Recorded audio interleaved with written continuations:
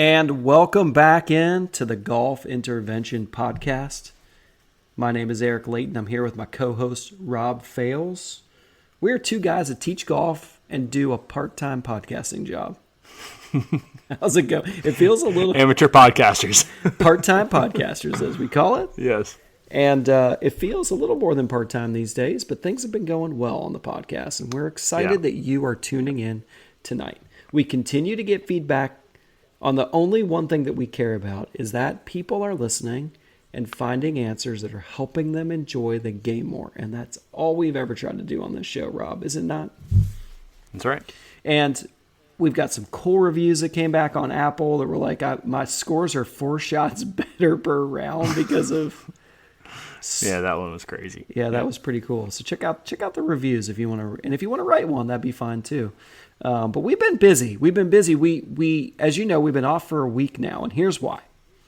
We recorded an episode which we both liked. Actually, it was the intro to a new series, and then we decided that we wanted to redo it because we just wanted to redo the framework of the series that we're in, and we want this series right now to be the culmination of everything we've talked about through the first 28 episodes. And it's pretty cool because I was thinking about it, Rob, as we lay these out over the next 3 weeks, that'll take us to 1 year. I think it was September 14th that we started the Golf Intervention Podcast. So as we do these episodes and we lay them out over the next few weeks, it's going to get us to the anniversary, and that'll be pretty cool to see where that is. That will be cool. Yeah. So this series is going to be on scoring strategy. And we are going to tonight lay out a framework for you, no matter what level golfer you are. So this is a little bit back to our roots. Level 1 golfer, we determine as someone who's playing golf, keeping score, and with a scoring average of 92 or higher, 94 or higher. So they're basically a little bit worse than a bogey golfer, we'll call it on average. Then we have a level 2 golfer, which we've determined is like that golfer down to basically a scratch golfer who shoots 76-ish on average. And then we call level 3 golfer scratch or better, right? And then there's really like the 4th level of tour player that's just like such a minute. But they are way better even than, say, D1 college golfers. Like way better. It's crazy. Scotty. Like from another planet kind of folks. Be disrespectful to put him in the same level as, all the other level 3s. Correct. So they are on their own planet, but we kind of break it down level 1, 2, and 3, and we're going to go through scoring strategy. So what is scoring strategy? Well, I think that it's really a look at who I am as a player, how I understand my game, how I determine for me how I'm going to shoot my best score. And there's a lot to that, which we're going to unlay. Today we're going to go through the framework of that. That's what we're going to talk about. On the next episode, then, we're going to take that framework and we're going to apply it to tee shots. Following episode, we'll apply it to approach shots. The following episode will be short game, maybe putting included that. We haven't decided yet, or putting may have its own episode. We're going to be there. Every one of those episodes is going to be laid out with the framework that we're going to talk about tonight. Okay, so this is going to be pretty cool. I'm going to have Robbie kind of lay that framework out. But as I was thinking about scoring strategy, I was thinking, back to my days learning to play golf. Now, again, I'm much older than Rob Fales, so I learned to play golf with wooden clubs, with wooden woods. Okay, I am that age. So I think that for me in that time frame, in the 90s, the 2000s, trying to learn to play, trying to learn to teach. I studied it a lot. Obviously, I went to a PGM school. I took teaching classes with great teachers and professors. I taught under good teachers. I read incredible amounts of golf books, right? Because I'm a reader anyway. And so I was reading the books that people told me to read, right? The very first book that I remember reading was On Learning Golf by Percy Boomer. I remember reading the Little Red Book. I remember reading Practical Golf, and I read Tiger's book, and I read Hogan's 5 Lessons, and I read all these books, right? Boom, boom, boom, boom, boom. And obviously there's the PGA Teaching Manual, which we won't talk about in depth today. So, but it was probably, I don't know, it was a thick book, right? 400 or 500 pages we were testing on this stuff. How much of that was on scoring strategy? Not a whole lot. Not a whole lot. Okay, so, and I would think that you as a listener I want you to think about this, and we're going to be fair, because I think that a lot of this scoring strategy is new. It's newfound data science. Okay, there has always been scoring strategy. I mean, Ben Hogan used to say that he could caddy for someone, they'd shoot 5 shots better because he was a better strategist, and maybe that was true. But what was that? Was it ill-defined, or was it based on? It was probably ill-defined in a way, right? He had some probably things that he believed and he played with, but they weren't based on belief system, right? Right. So I always believed, as someone who was learning golf, trying to teach myself to play the best that I could, scoring strategy was simply this. I took my driver out, or whatever club I was hitting off the tee, and I tried to hit it straight, okay? And then hopefully it did go straight. And then I'd go with my approach shot and hit it straight either at the hole, or if it was a longer club, I probably aimed more safely to the middle of the green. And then if it didn't go on the green, I was going to try to have a good short game and try to make some putts. And that was the end of it, right? And the only way I was going to score better was if I struck the ball better, right? If my quote-unquote swing was better. If I was quote-unquote more consistent with my swing mechanics, okay? Yeah, exactly. If you've been listening to us for a while, you're going to know that we believe in all that stuff, right? We believe in swing mechanics. But that's not what we're conveying to you on the show, because this podcast is not the format for that, right? So What we are going to convey to you is what we know about scoring data science, which is newish, right? This has not been around a long time, at least confirmed by data, right? I think over time, like if you were talking to a tour player that played on the tour in the 90s, they would say, oh, no, this is, and I know some of those, right? No, this is what I would do. This is how I decide where the bunkers were and the whole location and stuff. But we're talking about science-backed strategies. And then we're going to apply that not just for tour players. We're going down through the levels, okay? We're going to go, all the way from beginner golfer to intermediate golfer to very good golfer. Every single one of you is going to learn from this series. I'm excited to delve into it. I think this all changed right around 2014. What a weird date that is, Eric. Why would you pick 2014? Well, I think we've talked about this on the show before. A very influential person, Mark Brody, started studying sort of the data science of golf, right? ShotLink was out there. We're measuring where the players are. This is just PGA Tour, by the way. And then he was able to create some metrics. MIT professor, I believe, took some metrics and created what we call the strokes gain metrics. And this was based off of, all the data that had been collected through the years of ShotLink data. Then people started looking at the data and said, hey, maybe we can find some answers to this, because data really doesn't work like, let me shoot my one single shot. Data works as, okay, what happened over the course of a tournament on this hole, right? Right. Or over the course of a season on similar type of shots, or over the course of 10 years. And so all this data started being collected, and people were looking at it, and people were understanding the scoring weight of every shot that was being played out there.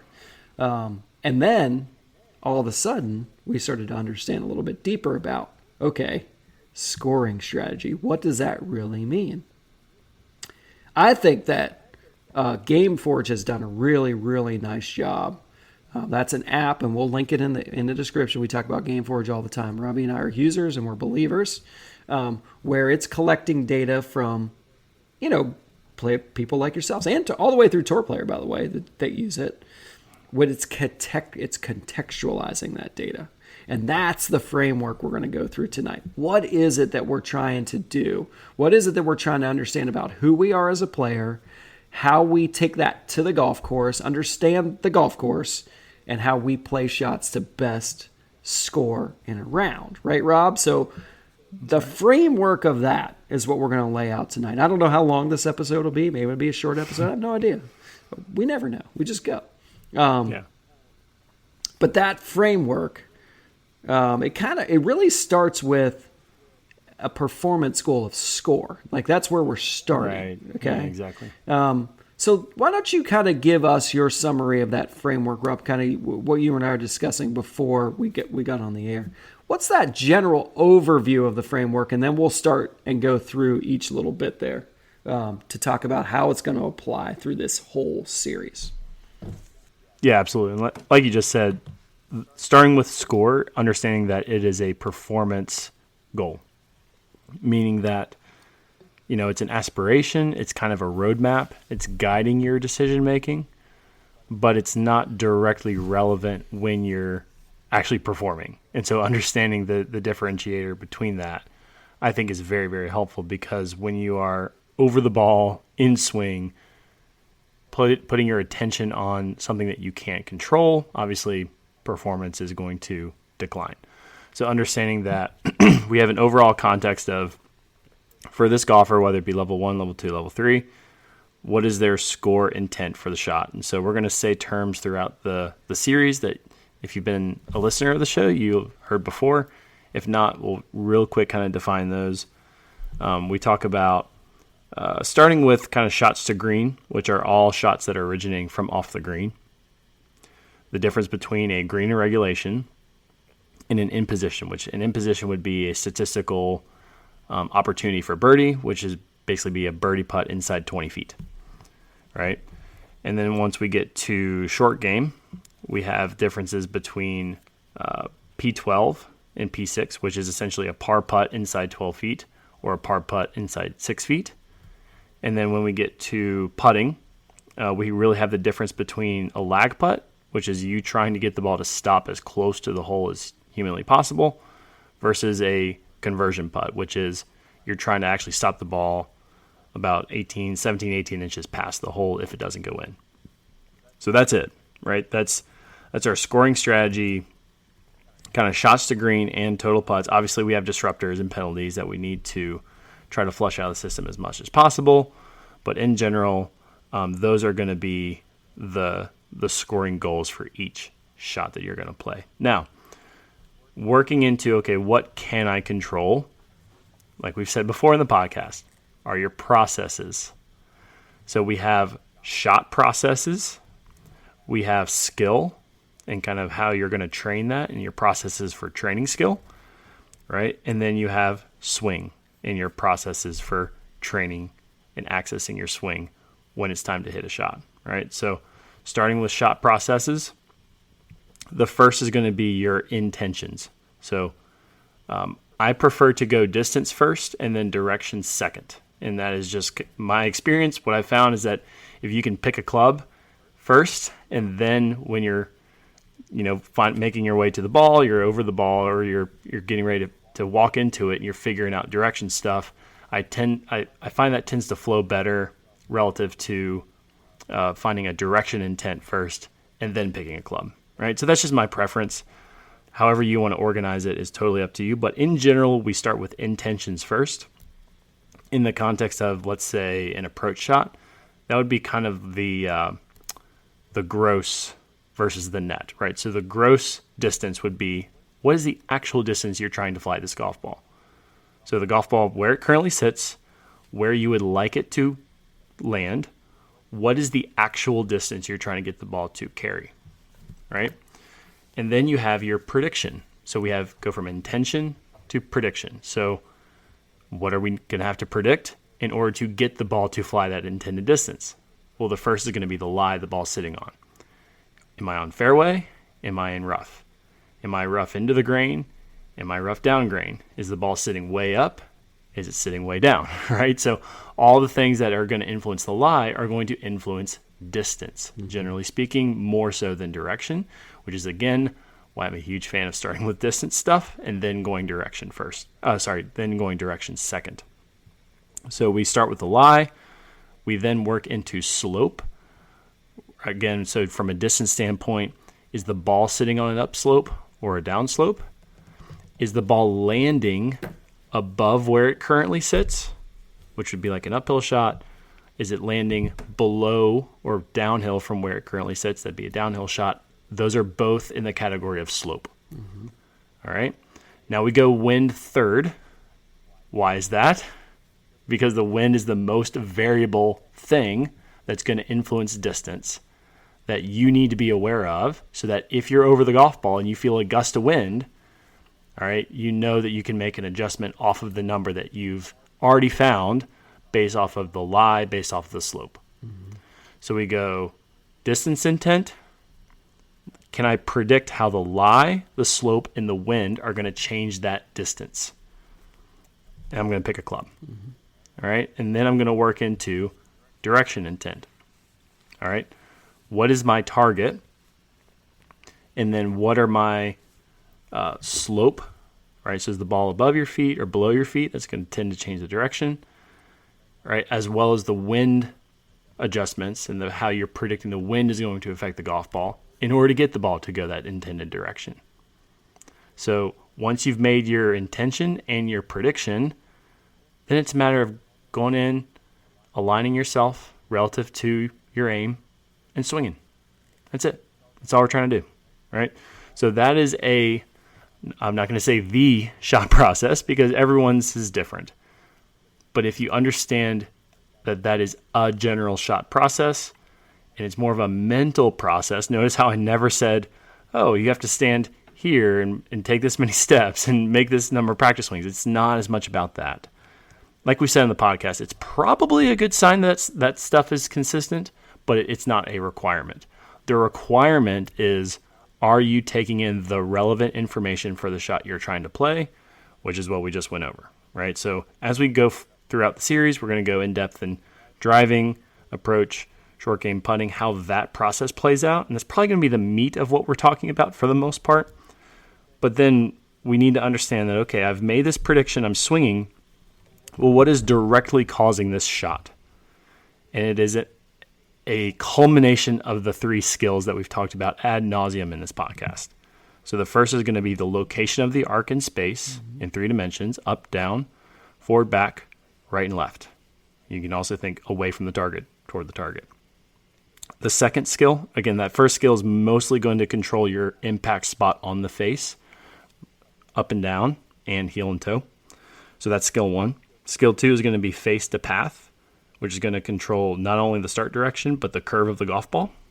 So assuming you have a centered-ish impact location, face to path is going to influence the start direction and the curve.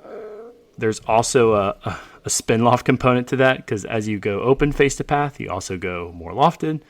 Closed face to path, you also go de-lofted. So there is some ball speed implications and kind of launch stuff with that as well. So just keep that in mind. And then the third skill, right? So we've got impact location. Second is face to path. The third is the energy of the club, all right? Or you can think of it as the energy that going into the golf ball, right? So too much energy, too little energy relative to the shot, right? So you can hit it perfectly out the center of the face with the face perfectly pointed relative to your intent. But if the club's moving too fast or too slow at impact, the ball's going to come up short or too far, right? So I call that energy. So, and then your strategies to train that, right? So that is going to be kind of the relevant pieces, right? We've talked about score first, then we work into, okay, well, what's relevant, directly relevant when I'm hitting a shot? Well, my shot process, and then the skills, which is culminating at impact, which is directly causing the shot that I'm going to then see. And then what is influencing my ability to access those skills, which is going to be your swing. And then, Eric and I are two different people. We're two different instructors. We have our own biases, but we both tend to agree that the general rhythm of the swing is a big, big, big constraint in your ability to access those skills. And then where you're kind of placing your attentional focus in swing relative to what you need to do, right? If you need to change your swing direction, if you need to change your geometry of where the club is in space, if you need to change your grip posture, whatever you need to place your attention on to access your swing to allow for those skills to then produce your shot intent, right? That's where you need to place your focus. That's what you need to do when it's time to go ahead and pull the trigger. So that's the general framework. Scores on top. We don't really have direct control over that. That's kind of more of a roadmap. But then in terms of what we can control, shot process, skill, and swing. That's awesome. So when I last went out and played golf, it had been a little while since I'd played the time before, and so getting back into the assessment of the shot in the general, like, okay, what am I trying to accomplish here is pretty interesting. But I think that what you talked about before when we go through strategy is this framework, depending on the player that you are and the level of player that you are, is going to give you outcomes that you should be striving for, that you should understand, right? Yeah. The skill part, I don't think you directly mentioned dispersion patterns there, but that's really what we're talking about. Like we're going to be aiming this dispersion in some way, shape, or form, right? That's the big part of the skill. And I think this is where the data comes into play, right? So when we started understanding, okay, no matter what level player you are, golf is not a single bullet theory, right? Like I'm not aiming at a target. Okay, so you're not picking some shot or some target intention and thinking I'm going to hit every ball right there. Like we actually realize, most of us, that we're not going to do that, right?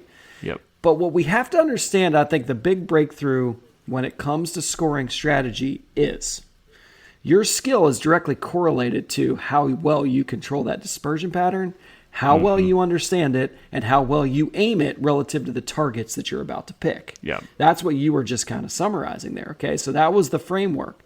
The bigger picture here is when I stand over a tee shot, I've got to figure out, for the player that I am, how much room I need to hit that shot into play, right? And then if there's stuff in play, we're going to figure that out. Do I need to change clubs or change the disc, whatever? Then as I go into my approach shot, where's the trouble here? Where do I need to aim? Where should I not hit it? Where can I can't hit it? How do all those other things affect that? The wind and the slope and the lie of the ball, right? To create this outcome dispersion pattern. And I think that's the big picture. And so we can see it kind of play out when we watch the best players in the world, but they're so incredibly good at that part of the story. Okay. We are not that good. We're not that good. If you're listening to this, you're not that good. So you've got to understand who you are as a player so that you can understand. You're laughing at me. I'm just being honest. No, it's okay. Yeah, you're good. We're not as good as Scotty Scheffler. Okay, we're not. So I don't know. Scotty might pull us up. I don't know.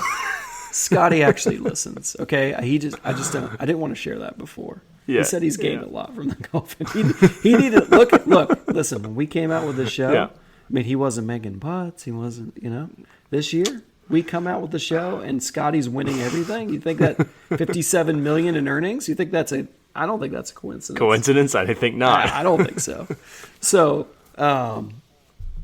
we did have a very famous golf person sign up for our Substack, which we won't mention, but that's kind of cool, right? So that was super cool. That was super cool. So thank you, very famous person.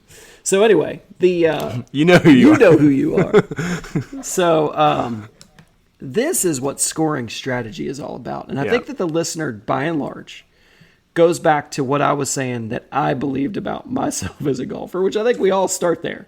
I'm going to hit it straight, and I'm going to find it. I'm going to hit it straight. And if I didn't do that, I did something wrong, and then you know. You're supposed to hit it middle of the fairway every time, middle of the green every time, right? Try to get everything to the hole, right? Yeah. And it just doesn't work that way, right? So there has always been strategy. What we're saying is now that strategy is driven by data. We have the data for you. We are going to lay out level 1, level 2, level 3 through all these parts of the game. And it's going to be awesome. And I'm excited to go through it.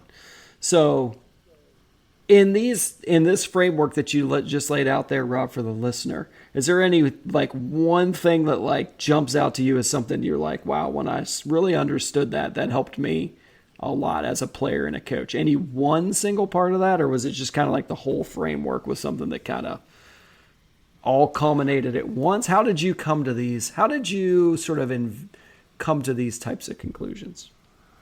Well, it actually started with really understanding skill and how it more directly creates the shots relative to swing. Because every golfer who comes and see me, they want a swing lesson, right? They say, okay, I want to fix my swing to fix the shots that I'm seeing. And a big part of what I'm doing is getting them to separate the fact that, okay, you can make this swing, but it does not guarantee a shot outcome, right? And then you have in order to create a shot, right, you have swing and skill. Well, what are of the two, which one is going to be more variable than the other? The skills. Your club pass can be pretty darn consistent. Your attack angle for a given club, a given shot's going to be pretty darn consistent. Speed, a lot of times, like let's say you're hitting a driver, like your club speed generally doesn't move around that much. But the skills, like where the ball is hitting on the face and where the face is pointing relative to the path, there's variability in that. Every golfer, that you can't escape it. So you have to have a way to train in a way that reduces it. But then you also have to have a targeting strategy that accepts that. So acceptance, right? So understanding that there is a dispersion that you're targeting, and that you are going to train your skills to operate within that dispersion. So if you're doing your job on the range and in training, you should know how big your dispersion is, generally speaking, for driver and approach shots, and that your skill and what you've trained is going to get the ball in that dispersion basically 4 out of 5 times, right? And so if you understand that, then you can go on the golf course and start to target, and then you can start to be aware of, okay, when the golf ball is outside my dispersion, what patterns am I noticing? A lot of times golfers will make or try to make improvements when the ball's still inside their dispersion, which is not a good idea at all. Like if the ball's inside your dispersion, you throw a party. You say, great, like that's fantastic, like I've done my job, right? It's only when the ball's outside your dispersion and there's a pattern to it that then we can then call back upon our skills and try to solve it. Now, where the shot prediction stuff comes in, right? You can have this skill. You can have this swing that produces a skill that's 4 out of 5 in your dispersion. You can even put your dispersion in a good place. But if you don't know how to predict how the lie, the slope, and the wind are going to affect your golf ball, you could be creating the swing and the skills to get it in your dispersion, but because you're not predicting relative to the shot, the ball's not finishing where you're aiming. It's not finishing inside your dispersion that you're targeting. So like Mark Sweeney said a couple of, you do a better and better and better job of sending the ball in the wrong place.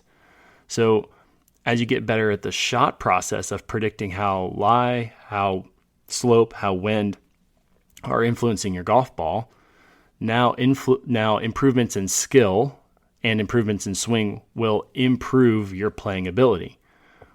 Whereas if all you do is improve swing, which is what 90% of golfers are trying to do, it doesn't guarantee that they're going to improve their skill.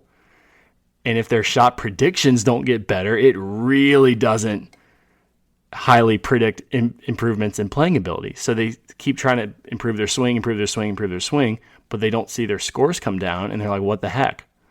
Well, it's because they're skipping completely over the skill part, and they're completely ignoring the shot prediction part that plays such a vital role in our ability to actually predict and find the golf ball and play and have an enjoyable experience out there.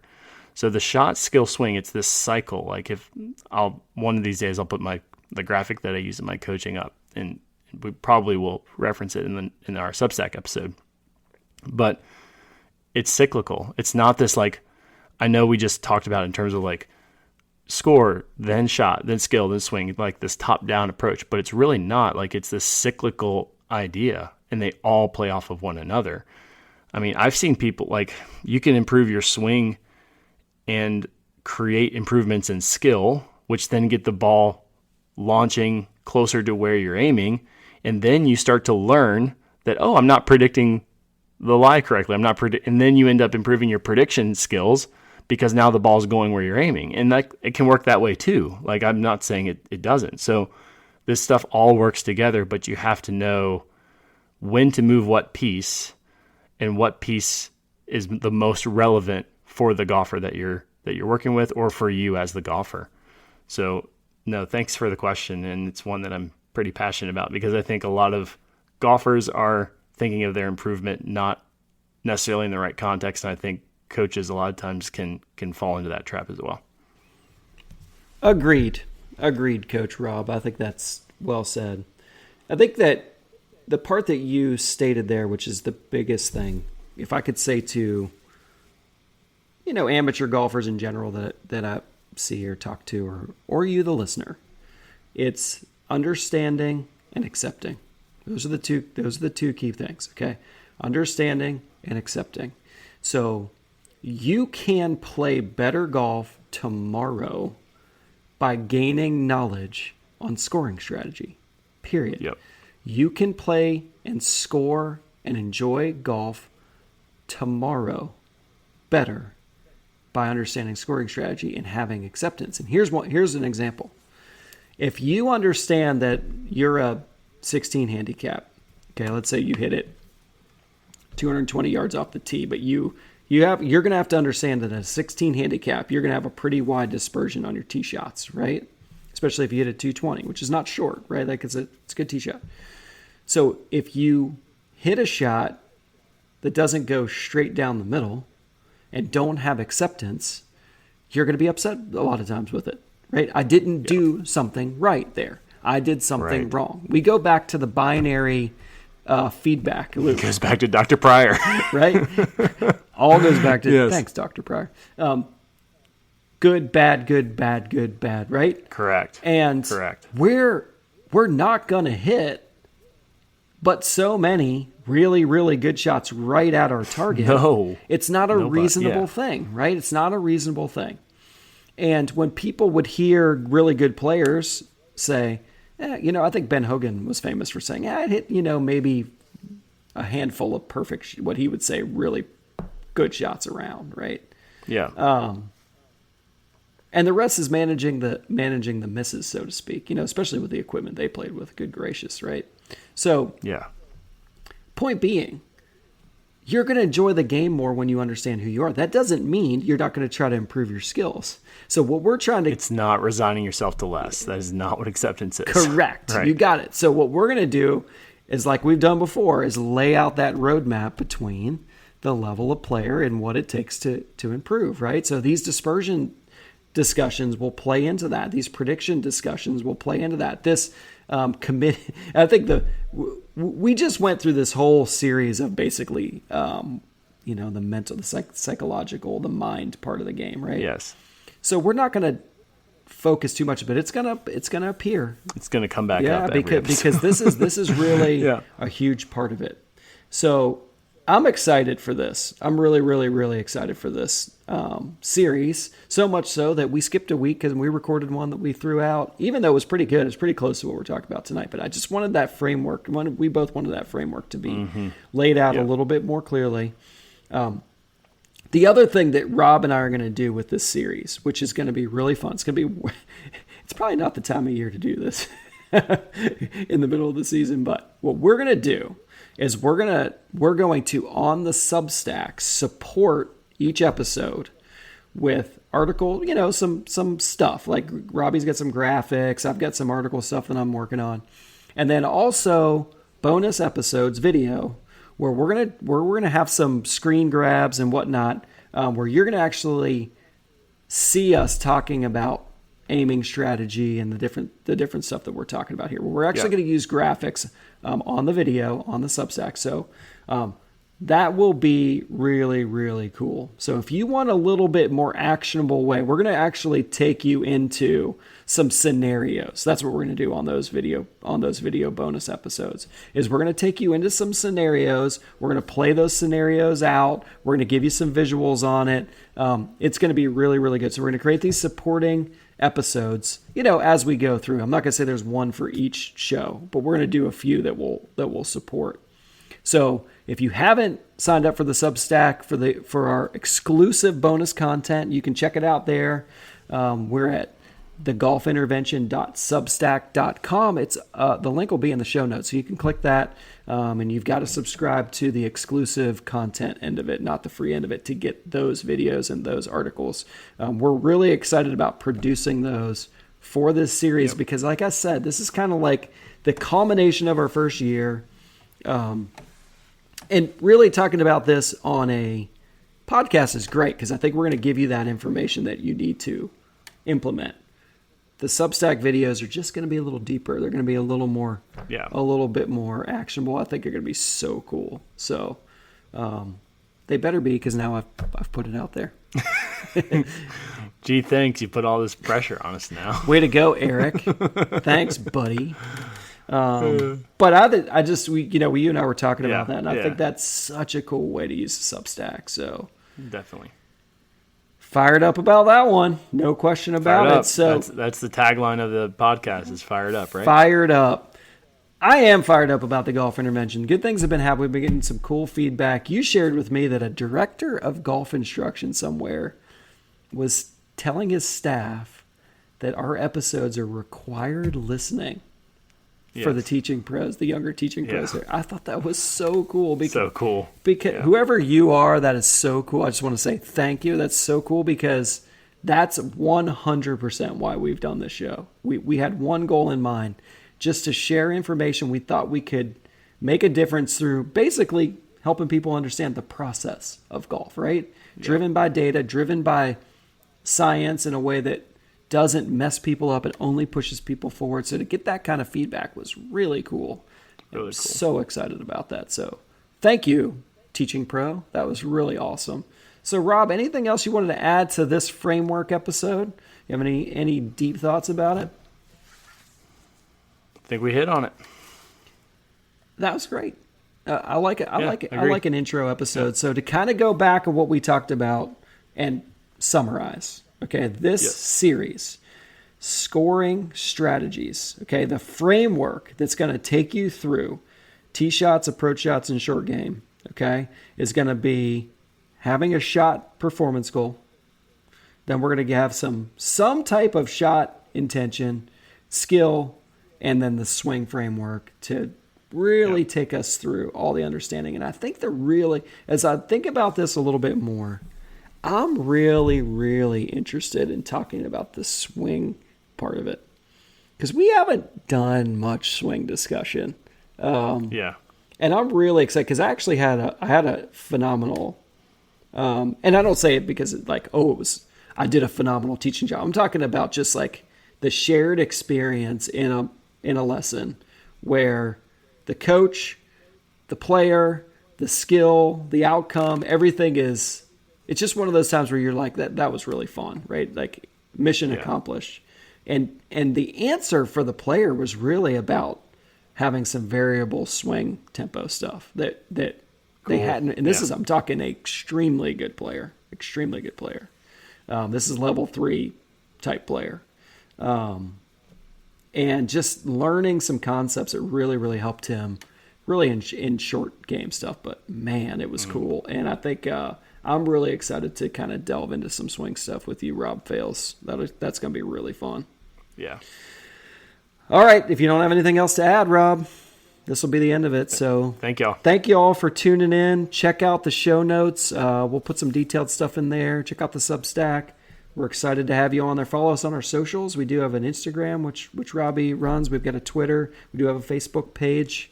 Maybe I'll link all those this time too. I don't typically do that, but...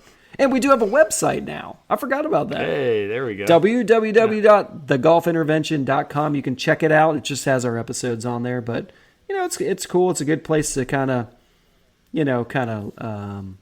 have a place to land all the show notes and everything like that. So, been working on that. That's a work in progress, but it's out there. It's live. So check that out too. And I've got nothing else to add other than thank you for tuning in. Thank you for allowing us to keep doing this almost a year in. We're having a lot of fun. We could not appreciate you tuning in, liking and subscribing on all the apps. We just appreciate that so much. And I hope you have a great week. We'll be back next time with Tee Shot Strategy. Let's go.